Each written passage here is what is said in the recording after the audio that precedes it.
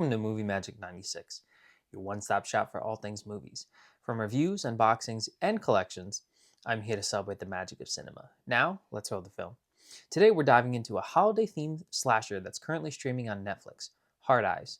I didn't catch it in theaters, but I saw it was getting some good reviews, not just in the horror community, but among casual viewers too. So let's get into it and start slashing.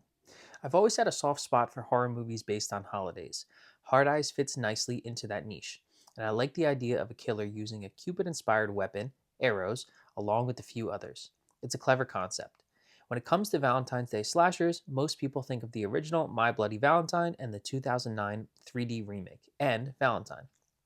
Hard Eyes tries to join that club, and it makes a strong first impression. First off, I love the title. Hard Eyes just sounds perfect for a horror film for the modern era.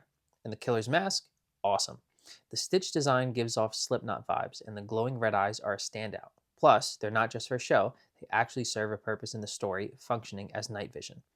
The opening scene really sets the tone for the movie as a horror comedy, something I think we need a lot more of. The couple in the beginning, awful in the best way, and it's fun watching their over-the-top demise. Now, I'll admit, I'm not the biggest fan of newer actors, but Mason Gooding is an exception. You'll recognize him from Scream 5, 6, and the upcoming Scream 7. He just comes off as a genuinely nice guy in interviews, which is rare in my opinion. Also, can we talk about the Devon Sawa comeback? He was huge in the late 90s, early 2000s. Idle Hands, Final Destination, SLC Punk, and in recent years, he's been popping up in fun horror roles again, like Black Friday and the Chucky TV series. And shout out to Jordana Brewster, best known for the Fast and Furious franchise, The Faculty, and Texas Chainsaw Massacre: The Beginning.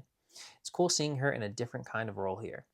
There's one scene that stood out as especially brutal, when a character is crushed between two walls. It gave me Star Wars: A New Hope flashbacks with the garbage compactor. A very creative and intense moment. One scene that reminded me of Jeepers Creepers was the killer's attack at the police station.